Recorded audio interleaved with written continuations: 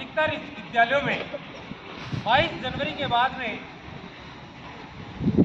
जो हमारे हिंदी माध्यम के विद्यालय हैं या अंग्रेजी माध्यम के, जो आध्यात्मिक दृष्टि से विद्यालयों में शिक्षा का कार्य रूप बदल रहा है पूरे भारत के अंदर, और वो बदलेगा, कोई रोक नहीं सकता उसको, क्योंकि सत्य शाश्वत होता है, सत्य परेशान हो सकता है, पराजित कभी भी नहीं हो सकता।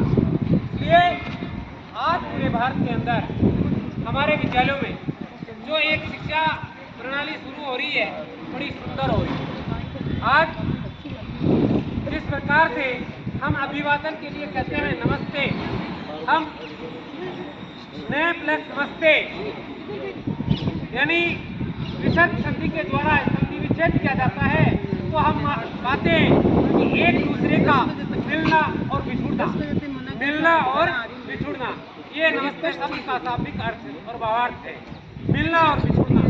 और जब हमें कई बार आपको बताता हूँ, सुबह हम सभी अपने घर की बात है, हम हमारे घर में तो कर सकते हैं, हमारे ऊपर विद्यालय में रोक लगा सकते हैं, विद्यालय के जो संचालक महोदय हैं या विकास समिति हमारे पर रोक लगा सकती है। हम यहाँ नहीं करें, कोई बात नहीं, वो मना करते तो ना करें, लेकिन हम हमारे घर की बात है। आपको ये शिक्षा घरों में नहीं बताई जाएगी, ये शिक्षा आपको विद्यालय में नहीं बताई जाएगी, क्योंकि संसार के अंदर ऐसा ही धरा चला है।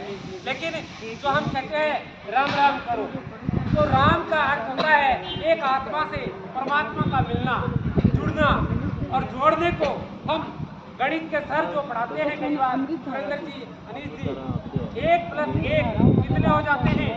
2 हो जाते हैं। 1 + 1 कितने हो जाते हैं? 2।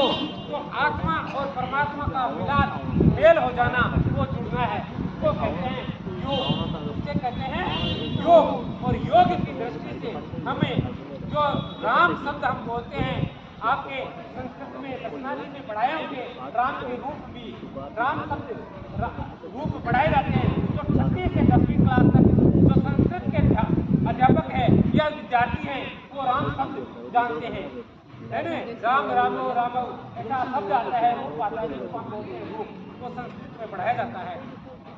और उससे हमारी जो संस्कृत है वो शुद्ध है, और संस्कृत की माँ जो संस्कृत है वो हिंदी जो है उसकी माँ है कौन? संस्कृत। हमारी संस्कृत भाषा से हिंदी का जन्म हुआ है, हमारी संस्कृत भाषा से हिंदी का जन्म हुआ है।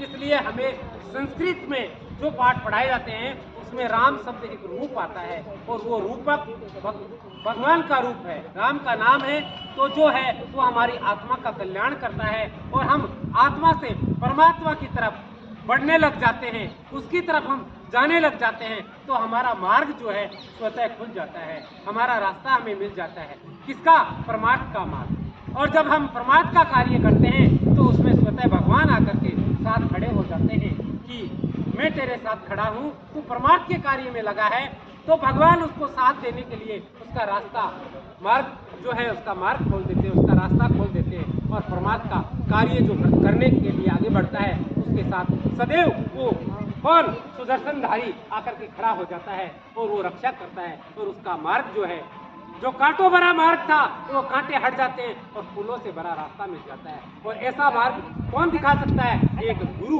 अपने शिष्य को ऐसा मार्ग दिखा सकता है। और गुरु कब होता है? ऐसा गुरु अगर मिल जाए, ऐसा शिक्षक हमें मिल जाता है, तो हमारा जो मार्ग है, जीवन में कांटों भरा मार्ग है, उसके रास्तों में फूलों का मार्ग बन जाता है। फूलों पर चलने वाला व्यक्ति जीवन में अनेक लोगों को अपने साथ लेकर के उस रास्ते पर चला देता है। वो समाज में किसी प्रकार की दरार नहीं डालता है, वो समाज में किसी को भटकाव नहीं करता है, वो एक रास्ता बताता है, और उस रास्ते पर जो लोग चलने लग जाते हैं उनके जीवन में भी आनंद और परमानंद की अनुभूति होती है। और ये कार्य कौन करता है? ये भगवान उस सुदर्शनधारी करवाता है। तो इस प्रकार से हम हमारे घर में राम राम करें, उठते ही राम राम करें, सोते राम राम करें, चलते राम राम करें, फिरते राम राम करें, जो भी मिले उससे राम राम करें, जो भी दिखे उससे राम राम करें, और हर वक्त राम राम कहें, राम राम कहें। राम में, राम के नाम में ताकत है जितनी राम में नहीं है। राम से, राम के नाम में ताकत है। तो राम का नाम जो लेगा उसके जीवन में कभी कोई कैसा भी संकट आएगा वो रज कण के समान होकर के निकल जाएगा। अगर कोई बहुत बड़ा भयंकर पत्थर आ रहा है तो भगवान उसको रज कण का बारीक मिट्टी का कण बना करके निकाल देंगे। ऐसे सारे संकट, इतनी ताकत है राम के नाम में। और ये वही बात बता सकता है जो मिठाई खाता है उसका स्वाद खाने वाला बता सकता है। जो व्यक्ति इस कार्य को करता है वो इसका अनुभव बता सकता है। जो व्यक्ति इस मार्ग पर चलता है वो इसका अनुभव बता सकता है। जो व्यक्ति इस संसार में ऐसा अनुभव किया है वही बता सकता है। तो ऐसा मेरे लखदातार कोटि कोटि वंदन मेरे ऐसे भगवान को, मेरे गुरुदेव को, जिन्होंने मुझे ऐसा मार्ग बताया है। और मैं उनके बताए मार्ग पर मैं भी जो कार्य उन्होंने किया वो करने के लिए मैं तत्पर हूँ। आज के सुविचार के लिए प्यारे विद्यार्थियों, मेरा यही सुविचार है आपको और मेरे प्यारे स्टाफ को, मेरे भाई बहनों को और आप मेरे प्यारे बच्चों को आज का यही सुविचार है मेरी ओर से। बहुत बहुत धन्यवाद।